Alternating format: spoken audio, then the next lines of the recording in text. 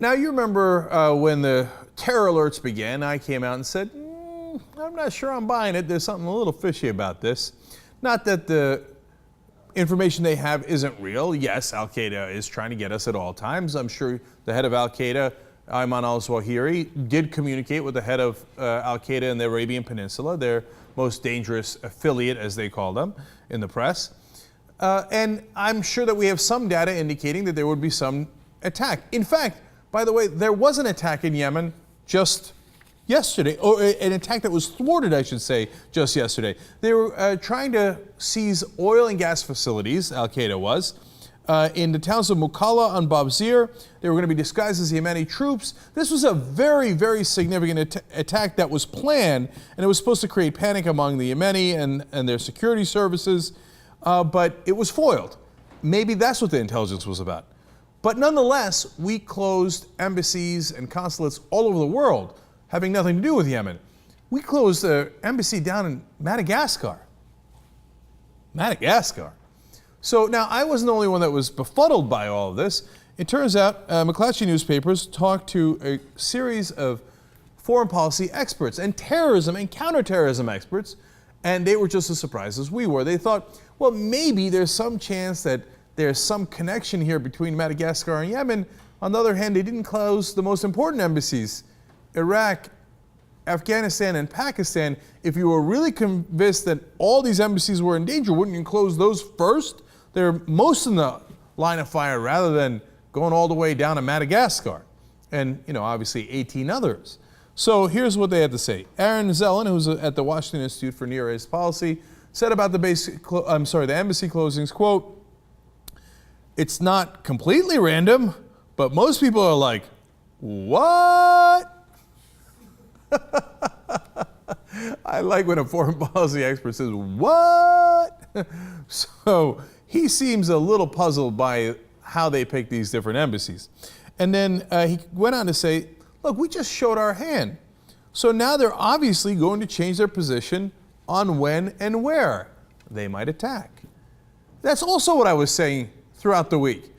Wait a minute, if this intelligence is true, that we know the communication between those two incredibly important Al-Qaeda leaders, wouldn't that be the most valuable intelligence we have ever? I mean, at this point in time, that's the leader of Al-Qaeda talking with the leader of their most dangerous affiliate. If Snowden had revealed that kind of information, or Manning had, they'd be facing 1 billion years in prison. But we just like willy-nilly, yeah, go ahead, yeah, oh, we got you, we know how you're talking. I mean, if that's true that we know that, why did you reveal it? And I'm not the only one who thinks that. These top experts are all saying the same thing. My God, why would you reveal that? What? Okay, now you must be wondering, what is Crazy Pants all about? Why has it been up here the whole time? Because it's my favorite quote. Will McCants, former State Department advisor, said about these closings and how we've handled the terror alerts. Quote, "It's crazy pants. You can quote me." Will, I just did. In fact, we put it up on the sidebar here. Crazy pants. In other words, yeah, could it have something to do with the fact that we might want to distract from all the criticism the NSA is getting for domestic spying with a very convenient terror alert? Terror alert!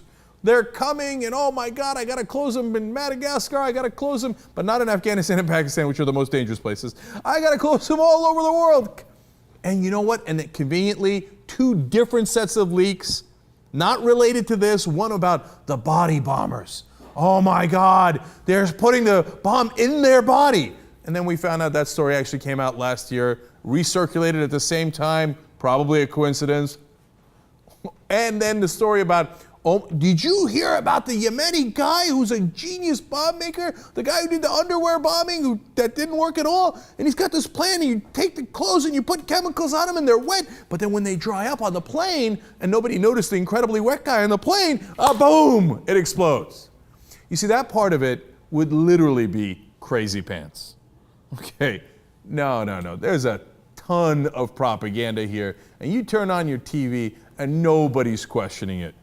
You go to any of the networks, any of the cable news guys, and it is total histrionics about marching guys in the desert and RPGs and tanks and weird Muslim sounds in the background, etc. And it seems like, my God, the attack is imminent. We have to get the intelligence. NSA, go ahead and spy on us in Kansas and in Missouri. Wait, the threat was in Yemen? Why do they have to spy on us in Kansas and Missouri? Anyway, let the government do whatever they have to. I'm scared. Well, you know what I say? I say that's crazy pants.